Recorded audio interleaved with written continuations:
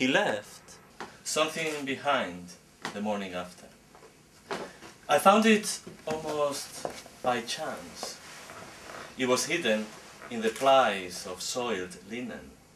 It dropped from the sheets as I shook them, as though the hole from a cigarette burn had gone loose and was aired with the hairs and the smells. But we did not smoke the night before. Wrinkly, stretchy, bold, ridiculous, much bigger than I remembered it. What now lay on the floor was his belly button, that little piece of bit that I'd licked with the tip of my tongue so many times. So glad I did not step on it, I picked it up, wiped the fluff and held it with extraneous pleasure. I stretched it to sheathe my right thumb. It fitted like a thimble of flesh. I covered it up with a pink rubber glove and then proceeded to do the washing. It was midday by then, scraps of breakfast cluttering the sink, Sunday afternoon, unfocused mind. I imagined him sinking in the tub, contemplating his new orifice, wondering whether he should call back.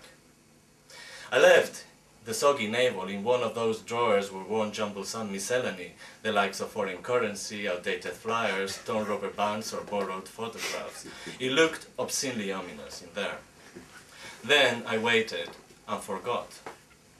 I heard his voice a few days later on the answer machine. "Do you remember me?" he said. "I think I left something behind the morning after. Have you spotted my leather cock ring with stainless steel studs by any chance?"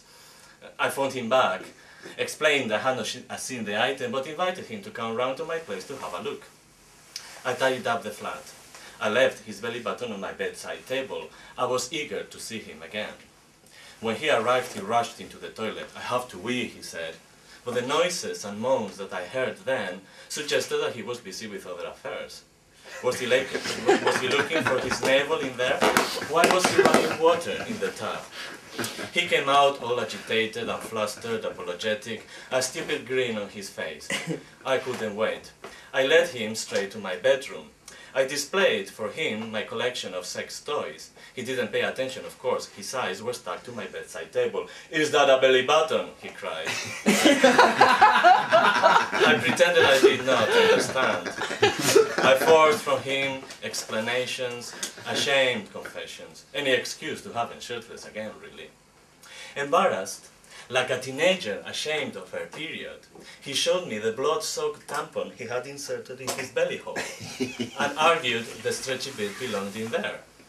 "Are you sure, Cinderella?" I thought. "Let's give it a try. Does it fit?"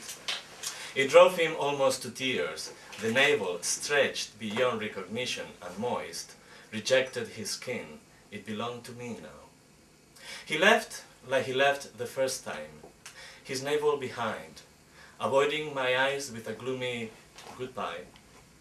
I didn't know whether I'd see him again, but I was left with his belly button, which fits my thumb like a thimble of flesh. That's mine now. Thank you.